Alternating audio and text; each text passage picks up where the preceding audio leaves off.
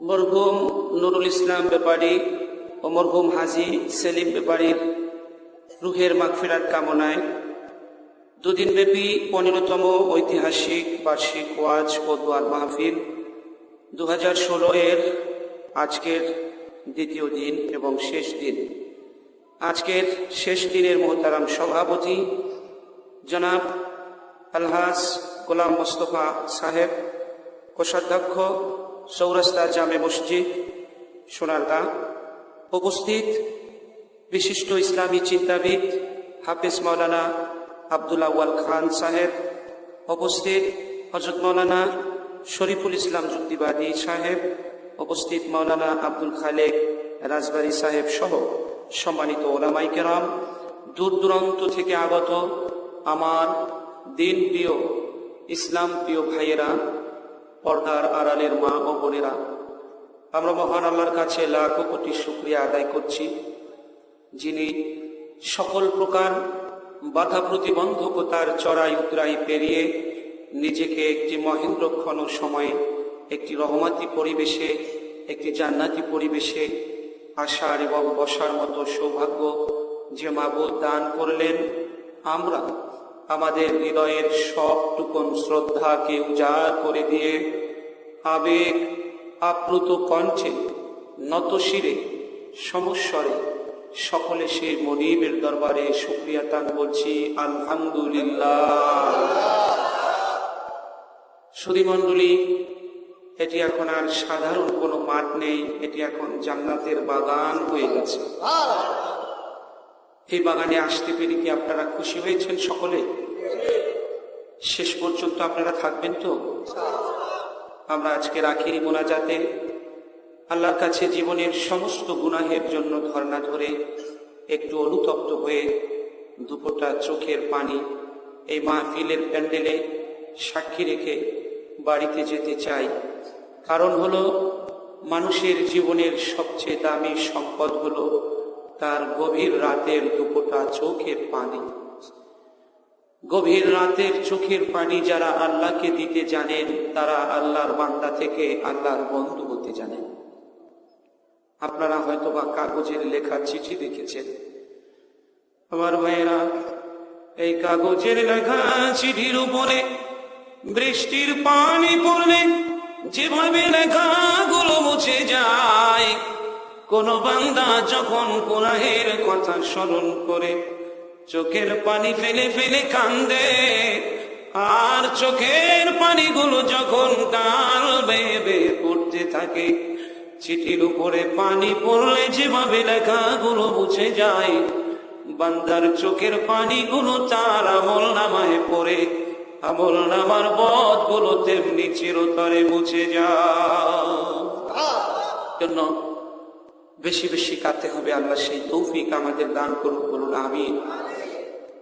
সুধীমণ্ডলী, আজ আমি ভূমিকায় না গিয়ে সরাসরি মূল আলোচনায় চলে যেতে চাই। আমি আলোচনার সূচনা লগ্নে জ্ঞান, বিজ্ঞান, দর্শন, সাহিত্যের অমর রত্ন ভাণ্ডার মহাগ্রন্থ আল কোরআনুল কারীম থেকে ছোট্ট একটি আয়াতে কারিমা আপনাদের মাঝে তেলাওয়াত করেছি। যে আয়াতে কারিমা নাজিল হয়েছিল আজ থেকে প্রায় 1400 বছর আগে, কিন্তু মনে হয় যেন নাজিল হয়েছে সপ্তাহখানেক আগে। তিনি বিশ্ব মানবতাকে ছোট্ট একটি আয়াতে কারিমা দিয়ে স্তব্ধ করে দিয়েছেন, থামিয়ে দিয়েছেন, প্রশ্নবিদ্ধ করেছেন। আর ক্ষুদ্র একটি আয়াত মনে হয় যেন একটি মহাসমুদ্রের আবেগ, সাহিত্য এবং আবদার সবকিছুর এক মহাসমুদ্র ছোট্ট একটি আয়াত। চলুন, কি বলছেন জগৎ সংসারের মালিক এই ছোট্ট একটি আয়াতে? আমার ভাইয়েরা, আল্লাহ রাব্বুল আলামিন বলছে, বান্দা, তুমি একদিন আমাকে কথা দিয়েছিলে তুমি আমার পথে চলবে। তুমি একদিন কথা দিয়েছিলে আমার কথা বলবে, আমাকে তুমি খুঁজবে, আমাকে তুমি বুঝবে, আমাকে তুমি জানবে, আমাকে তুমি মানবে। কিন্তু বান্দা, তোমার সবগুলো কথা তুমি বরখেলাপ করে ফেলেছ।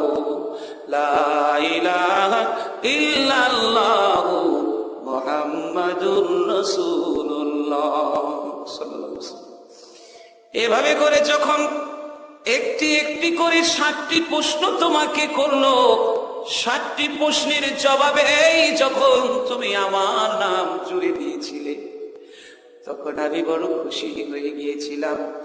তখন আমি তোমার সেই কীটকে তিল তিল করে বড় করতে লাগলাম। তখন সেই কীটের মধ্যে আমি আল্লাহ 5,000 প্রকার উপাদান দিলাম, 300-এরও বেশি জোড়া সৃষ্টি করলাম, 30 কোটি জীব কোষ সৃষ্টি করলাম। সৃষ্টি করে তিল তিল করে বড় করতে লাগলাম তোমার মায়ের পেটে। যখন তোমার এই ভ্রূণের বয়স 120 দিন হলো, তখন এই ভ্রূণের মধ্যে আমি আল্লাহ একটা রূহ নিজে হাতে দিয়েছিলাম। এই ভ্রূণের বয়স যখন হলো 24 সপ্তাহ, তখন আমি এই ভ্রূণের মধ্যে শ্রবণ শক্তি দিয়েছিলাম। যখন এই ভ্রূণের বয়স হয়েছিল 28 সপ্তাহ, তখন এই ভ্রূণের মধ্যে দৃষ্টি শক্তি দিয়ে আমি আল্লাহ তিল তিল করে তোমাকে বড় করতে লাগলাম। যখন তুমি বলেছিলে সৃষ্টিকর্তা আল্লাহ, রিজিক দাতা আল্লাহ, তাকে ছাড়া কাউকে চিনি না, তাকে ছাড়া কাউকে জানি না, তখন আমি ধর্মের দেয়াল দিয়ে তোমার সেই আত্মাটাকে চতুর্দিক থেকে ওয়াল করে আটকিয়ে দিয়েছিলাম, যাতে পাপ পঙ্কিলতা এসে তোমার আত্মা নষ্ট করে ফেলতে না পারে। তোমার 30 কোটি জীব কোষকে আমি ধর্মের শিকল দিয়ে বেঁধে দিয়েছিলাম, যাতে পাপ পঙ্কিলতা এসে আমার দুয়ার থেকে তোমাকে কেড়ে নিতে না পারে। তোমার রক্তে মাংসে গড়া এই শরীরের উপরে চামড়ার ঢাকনি নয়, একটি ধর্মের বর্ম তথা ধর্মের ঢাল দিয়ে আমি ঢেকে দিয়েছিলাম, যাতে আমার দেয়া শরীরটা পাপ পঙ্কিলতায় নষ্ট করে ফেলতে না পারে। এগুলো দিয়ে যখন তিল তিল করে তোমাকে বড় করে দুর্বল অবস্থায় তোমার মায়ের কোলে আমি তোমাকে পাঠালাম, যখন তুমি মা পেলে, বাপ পেলে, ভাই পেলে, বোন পেলে, দুনিয়া পেলে, সব যখন তুমি পেয়েছো, তখন ধীরে ধীরে আমাকে কেন তুমি ভুলে গেলে? অথচ তোমার সেদিনের কথা কি মনে নাই? যেদিন তোমার মায়ের কোলে এসেছিলে প্রথম, কত দুর্বল তুমি ছিলে। আল্লাহু আখরাজাকুম মিন বুতুনি উম্মাহাতিকুম লা তা'লামুনা শাইআ। কি যে দুর্বল অবস্থায় তোমার মায়ের কোলে পাঠালাম, ক্ষুধা লাগলে খাবার তুমি চাইতে পারতে না। ওই সময় তোমার কোনো টিচার ছিল না, ওই সময় তোমার কোনো শিক্ষক ছিল না। কে সেদিন তোমাকে শিখিয়ে দিল? তুমি তো এখন পর্যন্ত কথা বলতে পারো না, ট্যা ট্যা করে যদি কান্দো, তাহলে তোমার মা বুঝবে আমার বাচ্চার ক্ষুধা লেগেছে, তখন তোমাকে খাবার খেতে দেবে। বলো, ওই দিন তোমাকে শব্দ করে কান্না করা কৌশল কে তোমাকে সেদিন শিখিয়েছিল? কে সেদিন তোমাকে শিখিয়ে দিল? তোমার ঠোঁট এবং মাড়ি দিয়ে মায়ের বক্ষের স্থান চেপে ধরলে দুধ এসে তোমার মুখমণ্ডল ভরে যাবে, ক্ষুধা নিবারণ হয়ে যাবে। মায়ের স্থানে তোমার জন্য খাবার রেখেছি, খোঁজার জন্য সেই ঠিকানা তোমাকে কে দিয়েছিল? ওই দিন আমি তোমাকে দিয়েছিলাম। আজ তুমি বলছো এ জমিন আমার, এখানে আমার খবরদারি চলবে। আজ তুমি বলছো এ আসমান আমার, এখানে আমার খবরদারি চলবে। আজকের জমিন আসমানে তোমার অধিকার প্রতিষ্ঠার জন্য পড়ে আছো, অথচ সেদিন তোমার এই অধিকার কোথায় ছিল?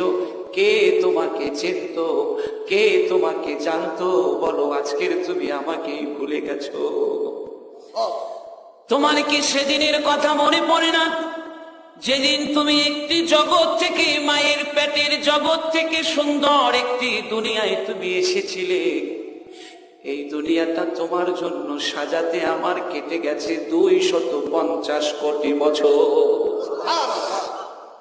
কি ধরনের আবহাওয়া লাগবে, কতটুকু তাপমাত্রা লাগবে, কতটুকু জলীয় বাষ্প লাগবে, কি ধরনের অক্সিজেন লাগবে, কি ধরনের মাটি লাগবে, কি ধরনের ফসল লাগবে, কি ধরনের ভাষা লাগবে, কি ধরনের সংস্কৃতি লাগবে, কি ধরনের মানুষ লাগবে, এগুলো তিল তিল করে 250 কোটি বছর পর্যন্ত সময় নিয়ে আমি তৈরি করে হুয়াল্লাযী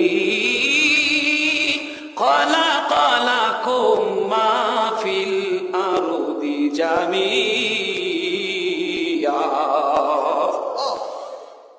250 কোটি বছর বসে তৈরি করে তোমারে বিনামূল্যে তোমার ডানে বামে সামনে পিছনে যা দেখো তোমার জন্যই তৈরি করেছিলাম, আর তোমাকে বিনামূল্যেই আমি দিয়ে দিলাম, আর তুমি আমাকেই ভুলে গেছো আজকে, আমার দুয়ার থেকেই চলে গেছো আজকে। বান্দারে, মায়ের কোলে আসার পরে নিজের হাতে যেই রুহটা দিয়ে ধর্মের দেয়াল দিয়ে বন্ধ করে দিয়েছিলাম, আজকের সেই কলবটাকে তুমি নষ্ট করে ফেলেছো, সেখানে আমার যাওয়ার মতো জায়গা তুমি রাখো নাই। কি করেছো বান্দা শোনো। কাল্লা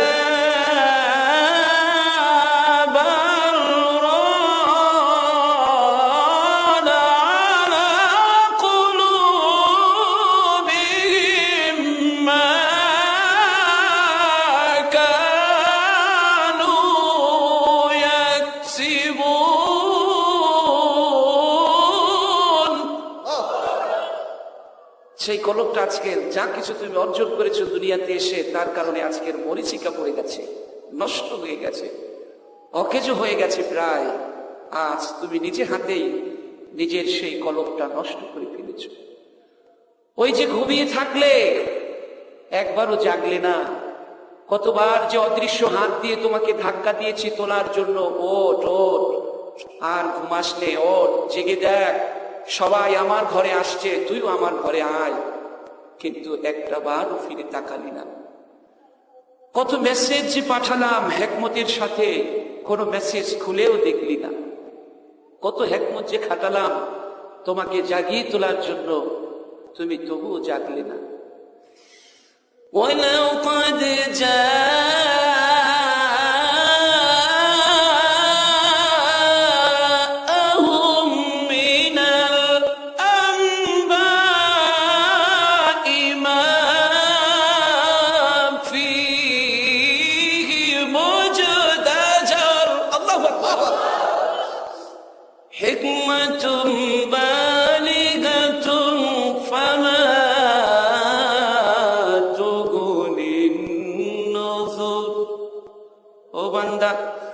তোমাকে হিকমতের সাথে ডানে বামে সামনে পিছনে তোমার ইন্তেকালের আগে যা কিছু ঘটিয়েছি আজ পর্যন্ত, সবগুলো শুধু তোমাকে জাগিয়ে তোলার জন্য হিকমতের সাথে মেসেজ পাঠিয়েছিলাম। বলুন সুবহানাল্লাহ।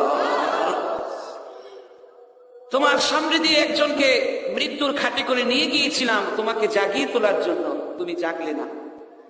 তোমার সামনে কত মানুষকে চোখের পানি দিয়ে কাপড়ের কাপড় ভিজিয়ে নিজের হাতে কবরে রেখে এসেছো, 2 হাত দিয়ে মাটি দিয়ে ঢেকে হাত পরিষ্কার করে ধুয়ে ঘরে চলে এসেছো, তবুও তুমি শিক্ষা নিলে না। আজ যাকে সযত্নে কবরের মধ্যে রেখে এসেছো, একদিন তোমাকেও এভাবে রেখে আসবে, তুমি একবারও জেগে উঠলে না।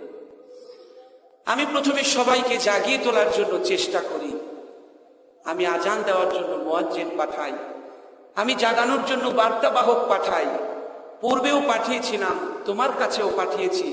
তুমি আমাকে দোষারোপ করতে পারবে না যে খোদা তাআলা তুমি তো আমার কাছে কাউকে পাঠাওনি, কেউ তো আমাকে ডাকিনি, কেউ তো আমাকে জাগতে বলেনি। সেজন্য আমি, তুমি এ প্রশ্ন করতে না পারো, সেজন্য আমি তোমার দুয়ারে বহু বার্তাবাহক পাঠিয়েছি। ওয়ামা কুন্না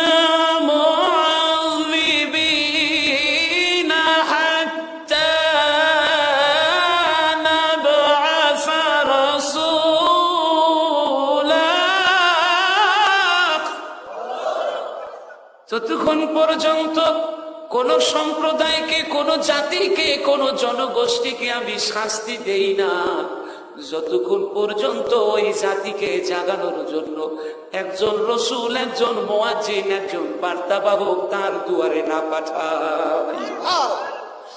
ও মা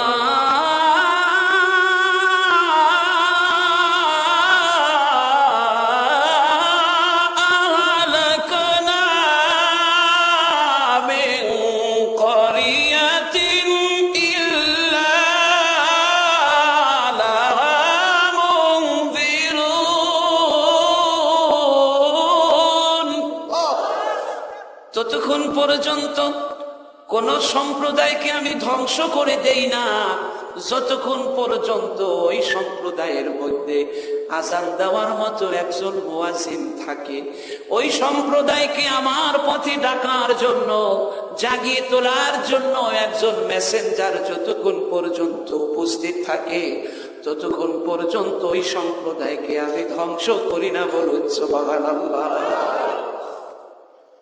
হিকমতের সাথে কত মেসেজ পাঠালাম জাগিয়ে তোলার জন্য। বান্দা, কতবার যে অদৃশ্য হাত দিয়ে তোর মাথায় বলিয়ে দিয়েছি, একটিবারও আমার ডাকে সাড়া দিলি না।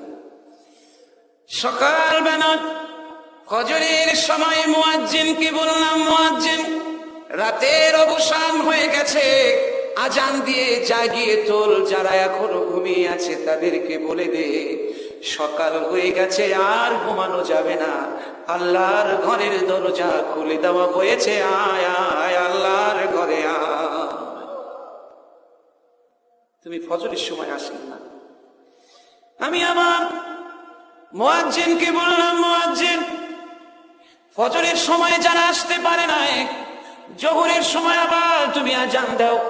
জোহরের সময় মুয়াজ্জিন আজান দিয়ে বলল, কে কে ফজর মিস করে ফেলেছো, ফজরে আসতে পারো নাই, আবার জোহরের সময় আজান দেওয়া হয়েছে, আল্লাহর ঘরের দরজা খুলে দেওয়া হয়েছে, আসো রে আসো, আল্লাহর ঘরে চলে আসো। কই তুমি তো জোহরেও আসলি না। আমি আবার বললাম, মুয়াজ্জিন রে, ফজর যারা মিস করেছে, জোহর যারা মিস করেছে, আসর হয়ে গেছে, আবার আজান দিয়ে তাদেরকে জাগিয়ে তোলার জন্য ডাক। আমার মুয়াজ্জিন সবটুকুন শ্রদ্ধা দিয়ে, আমার মুয়াজ্জিন সবটুকুন আওয়াজ দিয়ে ডেকে ডেকে বলল, কে কে ফজর মিস করেছো, জোহর মিস করেছো, আর ঘুমাইও না। যেই কপালটা আল্লাহর পায়ে সেজদা করার জন্য বেকুল হয়ে আছে, ওই কপালটা মসজিদ থেকে দূরে রেখো না, চলে আসো চলে আসো। জোহরের সময় আবার মসজিদের দরজা খুলে দেওয়া হয়েছে, আসরে বান্দা জোহরের নামাজ আদায় করার জন্য মসজিদে আসো। কই বান্দা, জোহরের সময় তো আমি দরজা খুলে ডাকলাম, জোহরেও তো আসলি না। জোহরেও যখন না এসেছ, ফজরে আজান দিয়েছে আসনি, জোহরে আজান দিয়েছে আসনি, আসরের সময় আজান দিয়েছে আসনি, আসরেও যখন তোমাকে আমার ঘরে দেখলাম না, আমি মুয়াজ্জিনকে বললাম, মুয়াজ্জিন, মাগরিবের সময় আজান দিয়ে ডাক। যেভাবে পৃথিবীটা অন্ধকারাচ্ছন্ন হয়ে যাচ্ছে, আমার বান্দার জীবনটাও তেমনি অন্ধকারের দিকে যাচ্ছে, আমার বান্দারে ডাক ডাক ডাক। আমার মুয়াজ্জিন মাগরিবের সময় আজান দিয়ে বলল, কে এখনো ঘুমাও, জাগ জাগ জাগ। ফজর মিস করে ফেলেছো, জোহর মিস করে ফেলেছো, আসর মিস করে ফেলেছো, মাগরিবের সময় আবার দরজা খুলে দেওয়া হয়েছে, আয় রে আয়, আল্লাহর ঘরে চলে আয় রে। বান্দা, তুমি তো মাগরিবের সময়ও আসলি না, মাগরিবেও তুমি আমার দুয়ারে আসলে না। যারা মাগরিবের সময়ও আসলে না, এবারও দেখে যাও, আমি 7 সময় দরজা খুলে বসে আছি অপেক্ষায়। এসার সময় যদি তুমি আমার ঘরে আসতে পারো, তাইলে আমি কথা দিচ্ছি পিছনে এতদিন যা কিছু করেছো সব কিছু আমি আল্লাহ মুছে দেব।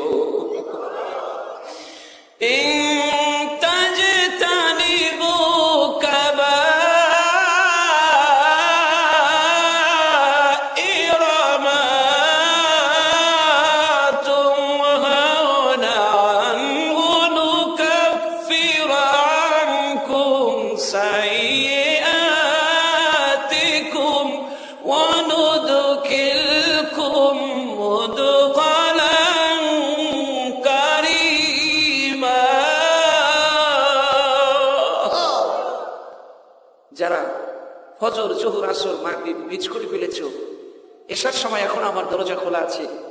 এশার সময় যদি আমার ঘরে আসতে পারো, আর আমি যার থেকে ফিরে থাকতে বলেছি যদি একটু নিজেকে তার থেকে আলাদা করে রাখতে পারো, তাহলে আমি কথা দিচ্ছি আজকে তুমি পিছনে এতদিন যা কিছু ভুলচুক করেছো সবকিছু আমার আপন সহনশীলতার মহিমা দিয়ে সব মুছে দেব।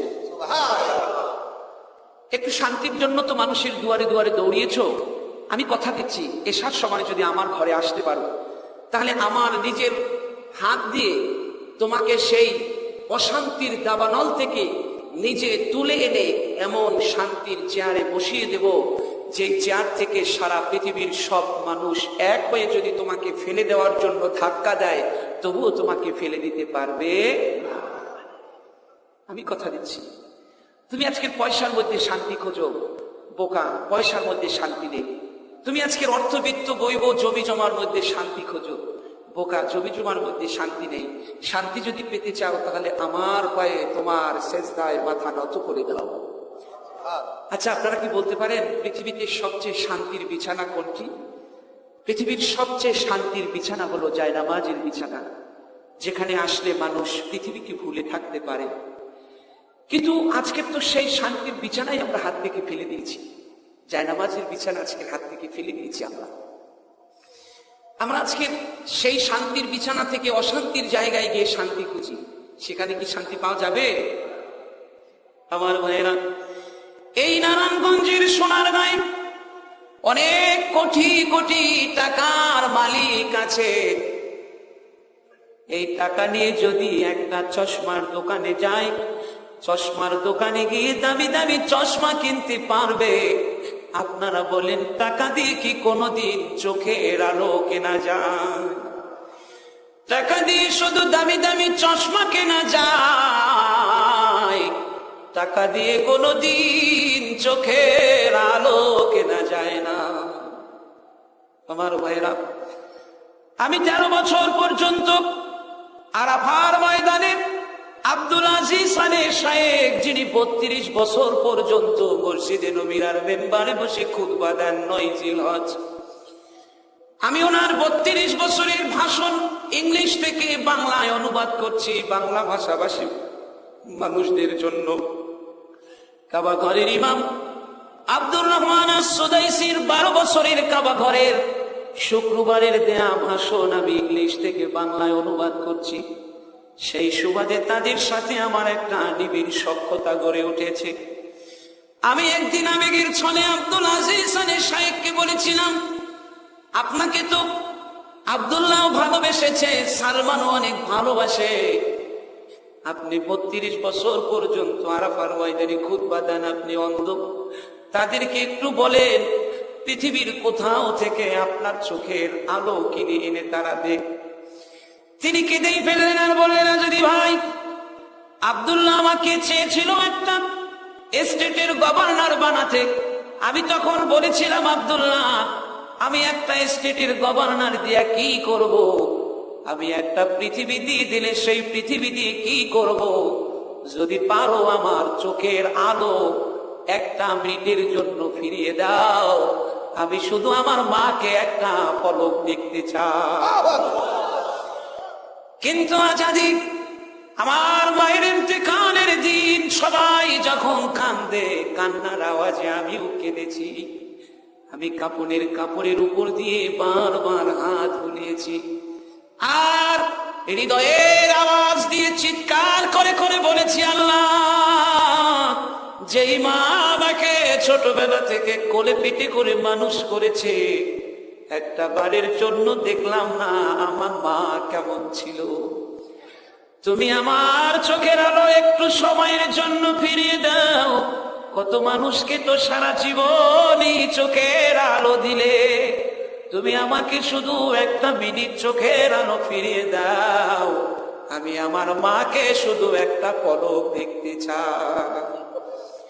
আজাদি ব্যর্থ হয়েছে সবাই, আমাকে কেউ চোখের আলো ফিরিয়ে দিতে পারে নাই। আমার ভাইরা, টাকা দিয়ে দামি দামি চশমা কেনা যায়, টাকা দিয়ে কোনোদিন চোখের আলো কেনা যায় না, ঠিক না বেটি? এই সোনার গায়ে দেখবেন কোটি কোটি টাকার মালিক আছে, চেহারা তেমন ভালো না। তিনি যদি এই কোটি কোটি টাকা নিয়ে শোরুমে যায়, আরো অথবা কোনো শোরুমে যায়, সেই শোরুমে গিয়ে দামি দামি পোশাক কিনতে পারবে, এই টাকা দিয়ে কি কোনোদিন সৌন্দর্য কিনতে পারবে? টাকা দিয়ে শুধু দামি দামি পোশাক কেনা যায়, টাকা দিয়ে কোনোদিন সৌন্দর্য কেনা যায় না। ও ভাই, টাকা দিয়ে শুধু লাইব্রেরিতে গিয়ে দামি দামি বই কেনা যায়, টাকা দিয়ে কোনোদিন জ্ঞান কেনা যায় না। টাকা দিয়ে আপনাদের সোনারগাঁয়ে হাসপাতালগুলোর সামনের থেকে ফার্মেসিতে গিয়ে দামি দামি ঔষধ কিনতে পারবেন, এই টাকা দিয়ে কি কোনোদিন সুস্থতা কিনতে পারবেন? টাকা দিয়ে শুধু দামি দামি ঔষধ কেনা যায়, টাকা দিয়ে কোনোদিন সুস্থতা কেনা যায় না। টাকা দিয়ে যদি সুস্থতা কেনা যেত, পৃথিবীতে কোনো হাসপাতাল থাকতো না, কোনো ডাক্তার লাগতো না। টাকা দিয়ে শুধু ঔষধ কেনা যায়, টাকা দিয়ে সুস্থতা কেনা যায় না। আমার ভাইয়েরা, টাকা দিয়ে শুধু নরম বিছানা কেনা যায়, টাকা দিয়ে কোনোদিন সুখ নিদিরা কেনা যায় না। দেখবেন এই নারায়ণগঞ্জের সোনারগাঁয়ে অনেক রিক্সাওয়ালা আছে, সারাদিন রিক্সা চালায়, সন্ধ্যাবেলা 2 কেজি মোটা চাল নিয়ে বাড়িতে আসে, স্ত্রী মমতার চাদর দিয়ে সারাদিনের ক্লান্তির ঘাম মুছিয়ে দিয়ে 2 কেজি মোটা চালের ভাত রান্না করে স্বামীকে খাওয়ায়। এবার স্বামী ভাত খেয়ে রাতের বেলা ইটের মতো বালিশ, শক্ত বালিশ মাথার নিচে দিয়া, কাঠের মতো শক্ত বিছানা পিঠের নিচে দিয়া যখন ঘুমিয়ে যায়, কয়েক মিনিট পরেই ঘুম এমন ভাবে তারে ধরে ফেলে, এত জোরে নাক ডাকা শুরু করে দেয়, মনে হয় সোনার গায়ের সবচেয়ে শব্দওয়ালা টমটমের শব্দ তার নাক ডাকার কাছে ফেল হয়ে যায়, ঠিক না বেটি? আবার একজন দেখবেন 10 তলা বিল্ডিং করেছে, এই 10 তলা বিল্ডিং এর 5 তলার উপরে বসে বিছানার চাদর এনেছে তাইওয়ান থেকে, আমেরিকা থেকে নরম সফট সোফা এনেছে, আর ঘুমানোর জন্য বিছানার নরম ফোম এনেছে মালয়েশিয়া থেকে। রাত্র 3টার সময় ঘুমের ঔষধ 3টা খেয়ে এই নরম বিছানায় গড়াগড়ি দেয়, তবুও ঘুম তারে ধরে না। কারণ টাকা দিয়ে শুধু নরম বিছানা কেনা যায়, টাকা দিয়া কোনোদিন সুখ নিদিরা কেনা যায় না, ঠিক না বেটি? আল্লাহ বলছে, বান্দা আমি কথা দিচ্ছি, তুই যদি সব সময় আমার ঘরে আসতে পারো, তুই তো একটু সুখের জন্য মানুষের দুয়ারে গেছো, আমার দুয়ার ছেড়ে, আমি কথা দিলাম তখন আর শান্তির জন্য মানুষের দুয়ারে দুয়ারে যেতে হবে না, শান্তি এসে তোমাকে তালাশ করতে থাকবে। আমার ভাইয়েরা, এজন্য যা গত হয়ে গেছে অতীত, অনাগত দিনগুলো অনিশ্চয়তায় ভরা। আজকের যেই দিনটি পেয়েছেন, আজকের জায়নামাজ হাতে নিতে হবে, জায়নামাজ হাতে নিয়ে এসার সময় মসজিদে যেতে হবে, আর মনে করতে হবে না কার কপাল হলো কলম, জমিন হলো কাগজ, নাকার কপাল নামক কলম দিয়া জমিন নামক কাগজের উপরে 5 বার দৈনিক দাস খত দিয়া বলতে হবে, আল্লাহ আমি তোমার গোলাম, তোমার গোলাম, আমি তুমি ছাড়া আর কারোর গোলাম নই। এ কথা যদি বলতে পারেন, শান্তির জন্য মানুষের কাছে যেতে হবে না, শান্তি এসে আপনাকে তালাশ করতে থাকবে। একটু হৃদয়টা নরম করে দিয়ে আমার সামনেই কিছু হৃদয়গ্রাহী কথা চলে আসবে, দেখি একটু চোখের অশ্রু ফেলা যায় কিনা। আজকের যদি আল্লাহর প্রেমে, নবীজির প্রেমে একটু চোখের অশ্রু ফেলে যেতে পারেন, এই চোখের পানি ফোঁটা কিয়ামতের দিন আপনাকে জান্নাত পর্যন্ত পৌঁছে দেবে। এই জন্য অন্তরটা নরম করে দিয়ে একটু সময়ের জন্য প্লিজ পৃথিবীকে ভুলে যান। একটু সময়ের জন্য মনকে বুঝান, মন একদিন এই পৃথিবীর কেউ আমারে চিনতো না, আজকের আমি এসেছি, আবার একদিন এই পৃথিবী ছেড়ে আমাকে চলে যেতে হবে। আমার পালকি যখন আসবে রে মন, যাদের জন্য ঘর বাড়ি বানাইছি, এই ঘর থেকে এরা সবাই আমার বিদায় দিয়া দিবে রে মন। মনে একটু বুঝান, আমি কার জন্য বাঁধলাম রে বাড়ি ঘর, যারে আমি আপন ভাবলাম, আরে সেই তো দেখি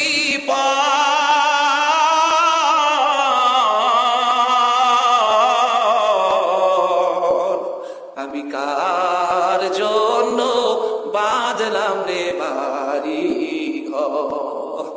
মনের একটু বুঝান মন, এই ঘর বাড়ি কার জন্য বানাইছি?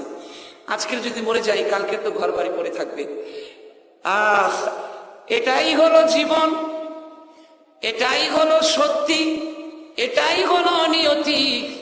এজন্য আল্লাহ বলছে, বান্দা আমারে ভুলে থাকিস না, যেদিন আমার কাছে আসবি সেদিন তোকে আমি চিনব না। যদি দুনিয়ায় বসে তুই আমারে না চেনো রে বান্দা।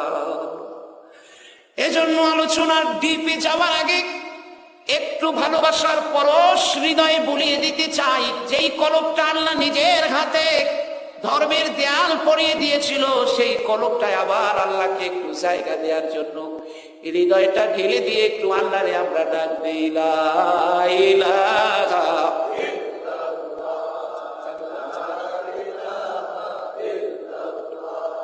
লা ইলাহা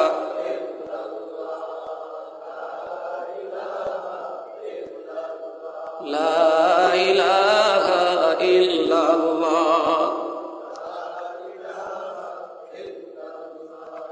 লা ইলাহা ইল্লাল্লাহ লা ইলাহা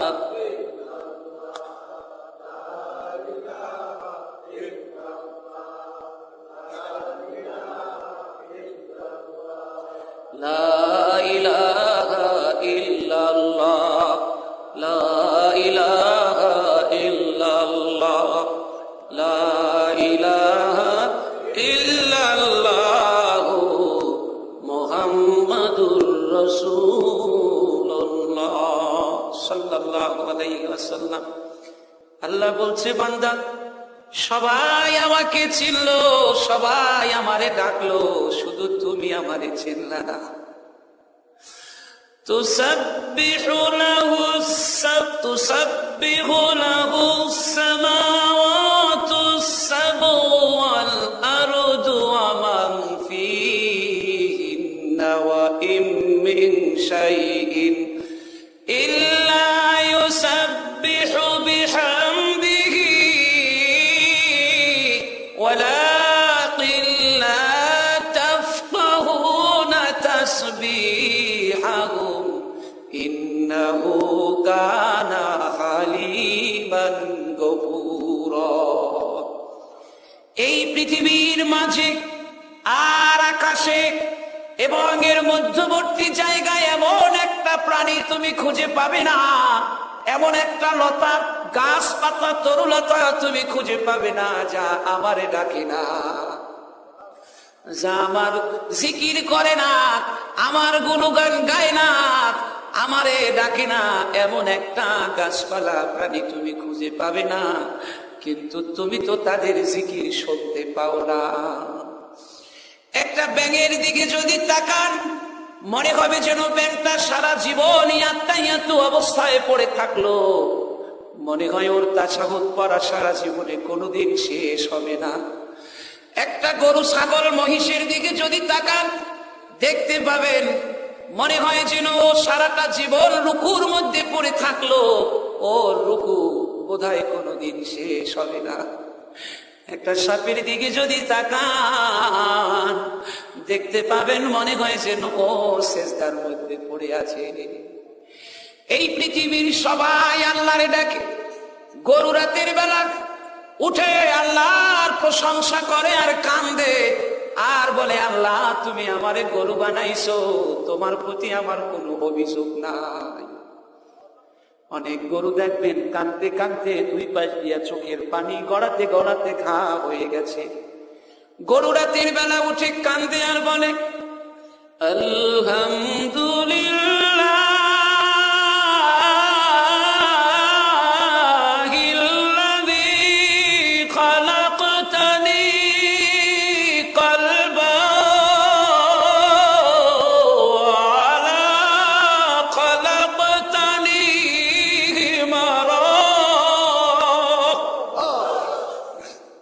গরু রাতের বেলা উঠে বলে, আল্লাহ তুমি আমারে গরু বানিয়েছো, তোমার বান্দাদের হাল চাষ করে দেই, দুধ দেই, গোস্ত দেই, তবুও বড় সুখে আছি হাড় ভাঙা পরিশ্রম করার পরেও।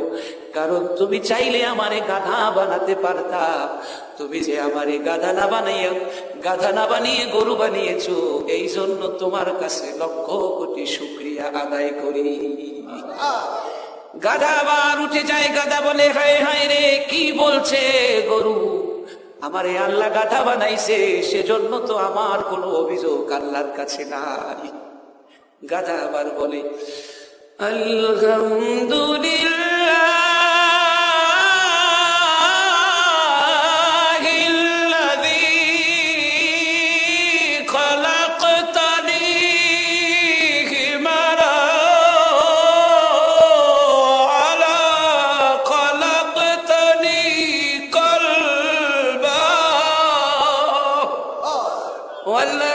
তুমি আমারে গাধা বানিয়েছো, তোমার বান্দাদের বাড়ি সারা জীবন কুলিগিরি করলাম, তোমার বান্দাদের বোঝা সারা জীবনই কাঁধে করে বহন করলাম, কোনোদিন ভালো খাইতে চাইলাম না, কোনোদিন বেতনও চাইলাম না, সারা জীবন খেটে গেলাম, তবুও আমি বড় সুখে আছি। কারণ তুমি চাইলে আমারে কুকুর বানাতে পারতা, তুমি যে আমারে কুকুর না বানিয়ে গাধা বানিয়েছো, এই জন্য আমি আল্লাহ তোমার কাছে লক্ষ কোটি শুকরিয়া আদায় করি। এবার কুকুর উঠে যায়। কুকুর উঠে বলে, হায় হায়, কি বলে?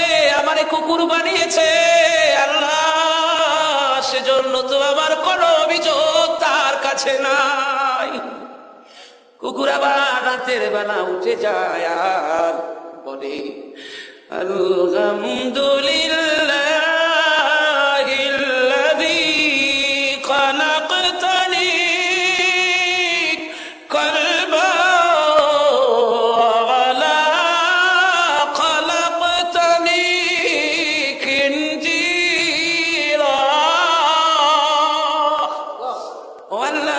তুমি আমারে কুকুর বানিয়েছো, তোমার বান্দাদের বাড়ি দারোয়ানগিরি সারা জীবনই করলাম, সারা জীবনই তোমার বান্দারে সিকিউরিটি দিয়ে রাখলাম, কোনোদিন বেতন নিলাম না, তোমার বান্দা যেভাবে রাখে সেভাবে থাকি, বড় সুখে আমি আছি।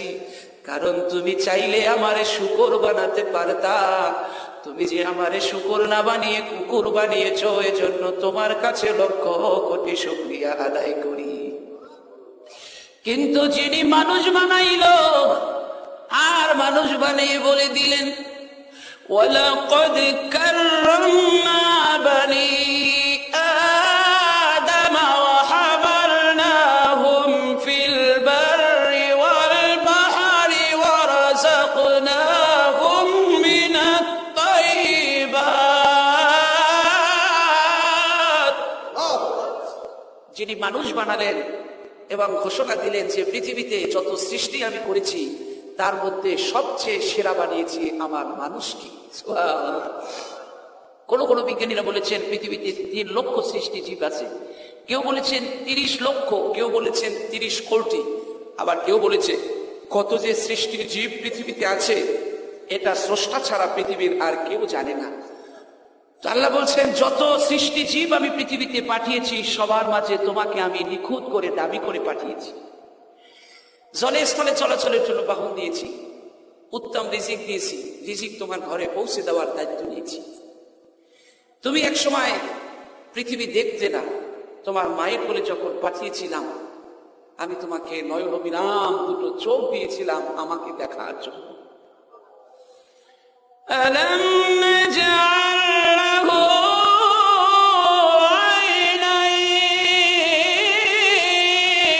আইনাইন ওয়া লিসানান ওয়া শাফাতাইন। তোমাকে নয়নবিরাম 2টো চোখ দিয়েছিলাম। এই চোখের উপরে 3 লক্ষ চ্যাপ্টা পর্দা সৃষ্টি করেছি। এই পর্দাগুলোর মধ্যে কয়েক লক্ষ তার দিয়ে প্রতি সেকেন্ডে ব্লাড সার্কুলেশন করে ব্লাড পৌঁছে দিয়ে তোমাকে যে লেন্সটা দিয়েছি সেটা সচল রাখি এই পৃথিবী দেখার জন্য। তুমি এই 2টো চোখ দিয়ে পৃথিবীর সবকিছু দেখলে কিন্তু আমাকে দেখতে চাইলে না। তোমাকে একটি জিহ্বা দিয়েছিলাম, এই জিহ্বায় পৃথিবীর সমস্ত স্বাদ ক্যাচ করার শক্তি দিয়েছিলাম। এই জিহ্বা দিয়ে পৃথিবীর সব স্বাদ তুমি গ্রহণ করলে, কিন্তু আমাকে ডাকার স্বাদ তুমি গ্রহণ করলে না, তুমি আমাকে ডাকলে না। তুমি আজ আমাকে ভুলে গেছো, অথচ তোমার চারিপাশে যে গাছগুলো দাঁড়িয়ে আছে তুমি শুধু একটা বার সেই সবুজ গাছগুলোর দিকে তাকাও, সেখানে তুমি আমাকে পেয়ে যাবে। তুমি সবুজ গাছের দিকে একটু তাকাও, তুমি সেখানেও আমাকে পেয়ে যাবে। أفرأيتم النار التي تورون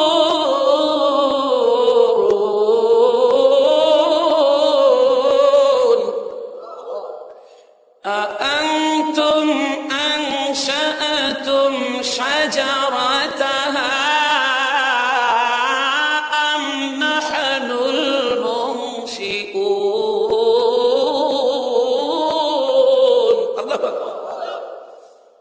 তুমি যে সবুজ গাছগুলি দাঁড়িয়ে থাকতে দেখছো, দেখো একটু তাকিয়ে, ওই গাছের মধ্যে আমি তোমার জন্য আগুন আর অক্সিজেন লুকিয়ে রেখেছি। মরুবাসীদের জন্য উপকরণ বানিয়েছি। ওই গাছ থেকে প্রতি মিনিটে 16 বার তুমি অক্সিজেন গ্রহণ করো। এই অক্সিজেনগুলো তোমার নাসিকা দিয়ে বায়ুপথ দিয়ে আমি 200 কোটি বায়ুপথ দিয়ে এই অক্সিজেনটা তোমার পিলের মধ্যে নিয়ে যাই। 200 কোটি বায়ুপথের শেষ প্রান্তে একটা বায়ু থলে আছে, সেখানে বায়ুটাকে নিয়ে কিছুক্ষণ সময় রাখি। এরপরে আরেকটা স্তর আছে ছাঁকনি। 200 কোটি বায়ুথলের শেষ ভাগে একটি বায়ুর ছাঁকনি আছে, সেই ছাঁকনি দিয়ে এই অক্সিজেনটাকে সেকে রিফাইন করে পরিশুদ্ধ যেটা সেটা তোমার ব্লাডের সাথে রক্তের সাথে প্রতি সেকেন্ডে আমি মিশিয়ে দেই, যাতে করে তোমার রক্ত জমাট বেঁধে না যায়। আমি যদি একটা সেকেন্ড অক্সিজেন বন্ধ করে দেই তাহলে তোমার ব্লাড জাম হয়ে যাবে, তোমার রক্ত জমাট বেঁধে যাবে। আমি প্রতিটি সেকেন্ডে তোমার রক্ত জমাট বাধা থেকে বাঁচিয়ে রাখি, আর তুমি আমাকেই ভুলে গেছো।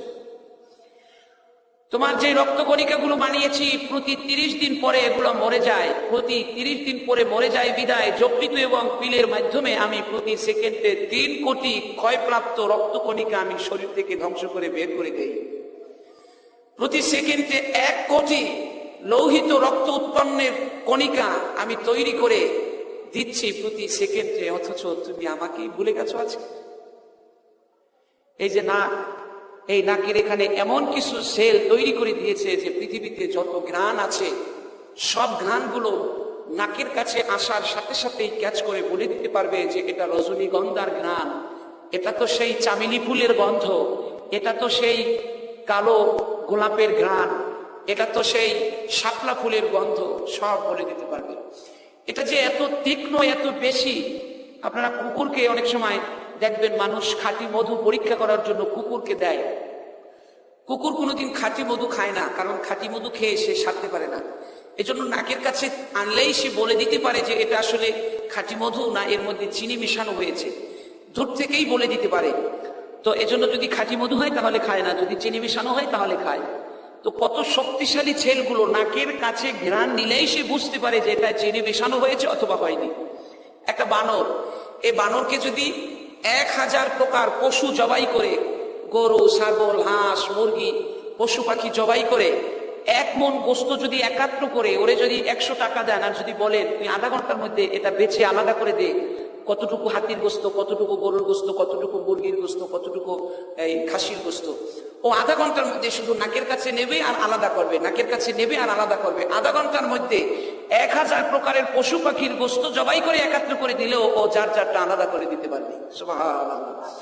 তো বিজ্ঞানীরা গবেষণা করে দেখেছে এই যে বানর এবং কুকুর, অর্থাৎ পৃথিবীতে যত পশু পাখি আছে সবার চেয়ে বেশি শক্তিশালী এবং সবচেয়ে বেশি ক্ষমতা দিয়েছে মানুষের এই নাকের ঘ্রাণ শক্তির এই ছেলগুলোকে। বলুন সুবহানাল্লাহ। আজকে সেই মালিককেই ভুলে গেলাম।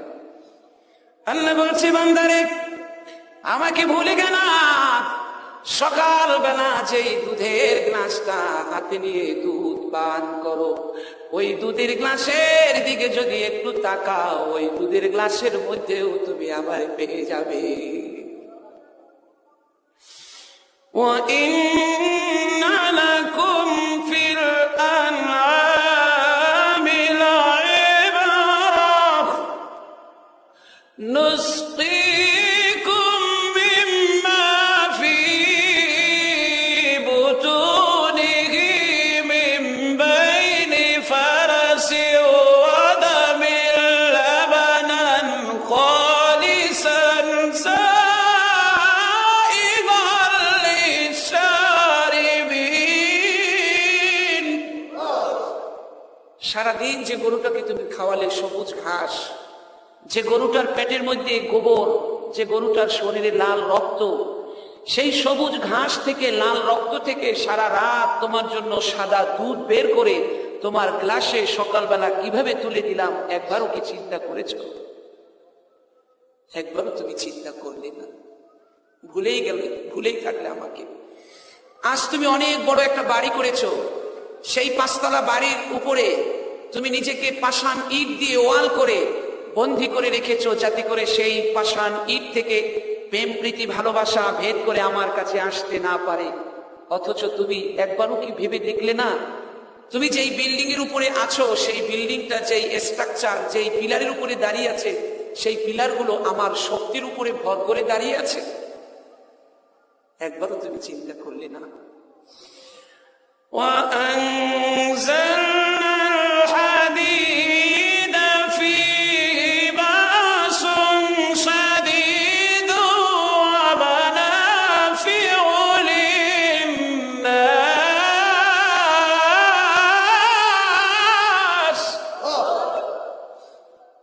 বাড়িটা বানিয়েছো 5 তলা, এই বাড়িটা বানানোর জন্য আমি আসমান থেকে তোমার জন্য লোহা নাজিল করেছি।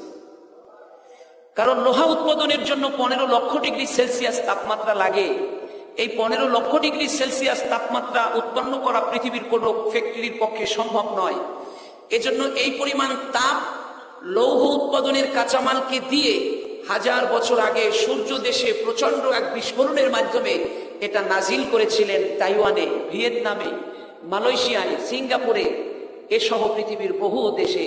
এটা খনিজ সম্পদ হিসেবে সেখানে রেখে দিয়েছেন। বাংলাদেশ, পাকিস্তান, ইন্ডিয়া সহ পৃথিবীর বহু দেশ সেখান থেকে কাঁচামাল এনে তার সাথে আরো কিছু মেটাল মিশিয়ে এটার পরিবর্তন করে লোহা উৎপন্ন করে সেই লোহা দিয়ে মানুষ বাড়ি বানায়। বলুন সুবহানাল্লাহ। কিন্তু বাড়ি বানানোর যে মূল কাঁচামালটা, লোহাটা, লোহা উৎপাদনের যে মূল কাঁচামালটা, সেটা তিনি নাজিল করেছে। সুবহানাল্লাহ। ও ভাই, শুধু একটু তাপমাত্রা যদি বাড়িয়ে দেন তাহলেই আমাদের 12টা বেজে যাবে। এই যে বৃষ্টি হয় সমুদ্র থেকে, এই বৃষ্টির পানিটা যখন বাষ্পীভূত করে মেঘমালায় পরিণত করা হয়, তখন মাত্র 20 থেকে 25 ডিগ্রি সেলসিয়াস তাপমাত্রায় এই পানিটা বাষ্পীভূত করা হয়।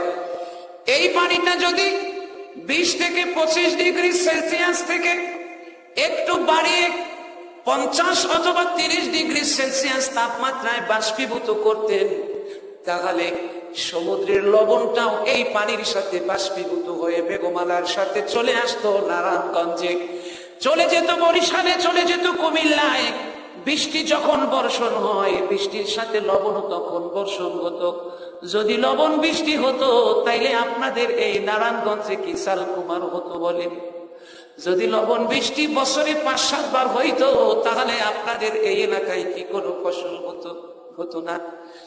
আবার আর এক সমস্যা হতো, সমুদ্রের পানিগুলো যদি সমুদ্রের লবণগুলো যদি বৃষ্টির পানির সাথে বাষ্পীভূত হয়ে নারায়ণগঞ্জে চলে আসতো, কুমিল্লায় চলে যেত, তাহলে সমুদ্রের পানিগুলো আর পানি থাকতো না, সেই পানিগুলো বরফ হয়ে যেত। এই পানিগুলো বরফ হয় না, শুধু আল্লাহ লবণ মিশিয়ে রেখেছে, সে কারণে বরফ হয় না। যদি লবণটা নারায়ণগঞ্জে বৃষ্টির সাথে চলে আসতো, তাহলে সব সমুদ্রের পানি বরফ হয়ে যেত, তাহলে আর সামুদ্রিক মাছ নারায়ণগঞ্জের কোনো মার্কেটে পাওয়া যেত না, সামুদ্রিক কোনো মাছ পাওয়া যেত না, সমুদ্রে নৌকা জাহাজ চলতো না। বড় সমস্যা হয়ে যেত যদি শুধু একটু তাপমাত্রাটা আল্লাহ বাড়িয়ে দিতেন। বলুন সুবহানাল্লাহ। এজন্য আমার ভাইরা, যা গত হয়ে গেছে অতীত, অনাগত দিনগুলো অনিশ্চয়তায় ভরা। আজকের যে দিনটা হাতে আছে, আজকের সিদ্ধান্ত নিতে হবে, আল্লাহ এতদিন তোমার দুয়ারে যাই নাই, আজকে তোমার দুয়ারে প্রবেশ করব। এশার সময় জীবনে যতদিন তোমার ডাক আমার কানে আসবে, ততদিন আমি তোমার পায়ে সেজদা করব। এই ওয়াদা কি আমরা করতে পারবো? কে কে ওয়াদা করতে পারবো? একটু হাত তুলে আমার আল্লাহকে দেখাই দে। আল্লাহ, আমরা কথা দিচ্ছি, আল্লাহ আজকের থেকে তোমার মসজিদ মুখী হব, আজকের থেকে যতদিন বাঁচবো তোমার মসজিদে 5 ওয়াক্ত হাজিরা দেব, তুমি শক্তি দিও। বলুন আমিন। আমাদের সবাইকেই চলে যেতে হবে। কত মানুষকে যে আপন করার জন্য কাছে জড়িয়েছিলাম, কাউরে তো জড়িয়ে রাখতে পারিনি। বন্ধু আমারে শূন্য জীবনে যত কাটিয়েছি পারি, যেখানে যাহরে জড়িয়ে ধরেছি সেই চলে গেছি ছাড়ি। আমার এই হাতে কোদাল ধরিয়া, আমার এই হাতে কোদাল ধরিয়া কঠিন মাটির তলে কত স্বজন যে গাড়িয়া দিয়েছি নাওয়ায় চোখের জলে। মোর স্বজনেরা ঘুমিয়ে আছে, মোর স্বজনেরা ঘুমিয়ে আছে, ওইখানে তরুসায় গাছের শাখারা স্নেহের মায়ায় লুটিয়ে পড়েছে গায়। জোনাকি মেরা সারা রাত জাগি জ্বালিয়ে দেয় আলো, ঝিঝিরা বাজায় ঘুমের নুপুর, কত যেন বেশি ভালো। আজকের 20 বছর আগে যে মাকে রেখে এসেছেন কবরস্থানে, 10 বছর আগে যেই ভালোবাসার বাবাকে 3টা কাপড় পরিয়ে রেখে এসেছিলেন কবরে, আজকের ওয়াজ শেষ করে যাওয়ার সময় মাত্র 2 মিনিট যদি সেই কবরের কাছে দাঁড়ান, তাহলে জীবনের মোড় ঘুরে যাবে আপনার।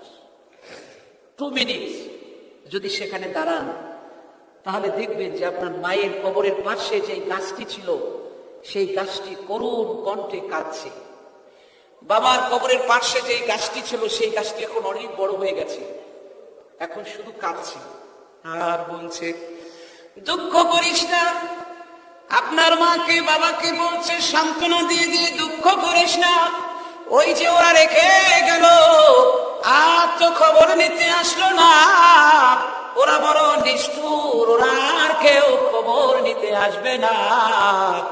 আমি আমার শাখা প্রশাখা নিয়ে ঝুলে পড়লাম, আমি তোর কবরটা ছায়া দিয়ে রাখবো। দুঃখ করিস না, ওরা কে আর খবর নিতে আসবে না। আমি আমার সবগুলো ফুল ছড়িয়ে তোর কবরটা সুগন্ধি যুক্ত করে রাখবো।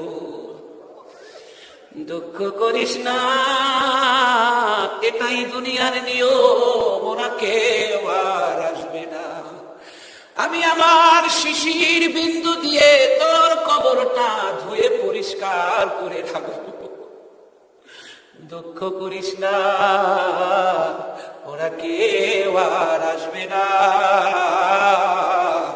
আমি আমার শিশির দিয়ে তোর কবরটা ভিজিয়ে ঠান্ডা করে রাখবো।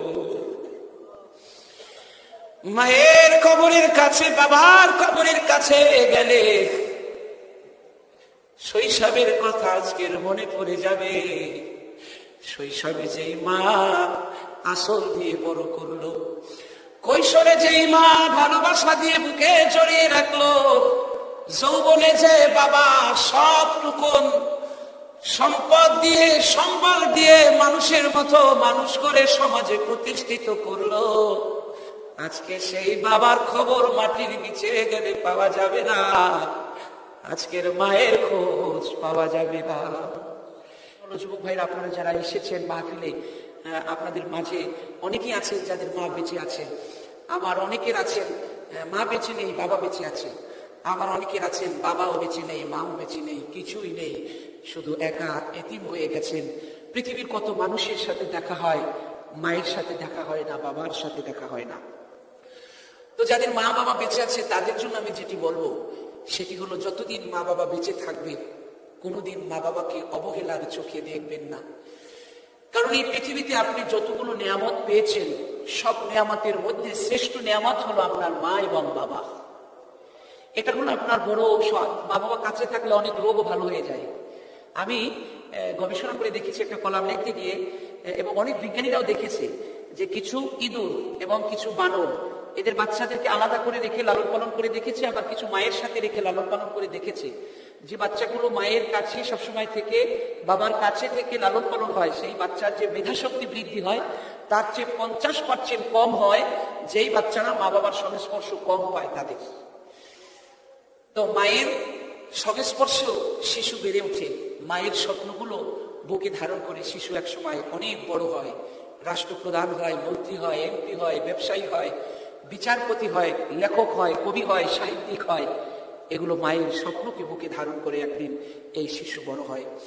যাদের মা আছে কোনোদিন মাকে আলাদা করে দিবেন না।